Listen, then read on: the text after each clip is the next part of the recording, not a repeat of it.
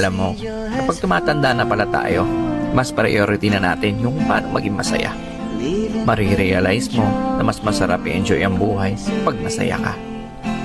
Di mo kailangan makipagtalo sa mga taong walang bilib sa'yo as long as nag-enjoy ka naman sa ginagawa mo.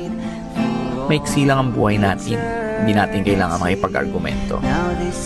Positive people will always choose happiness. Kaya kung saan ka masaya, tuloy mo lang.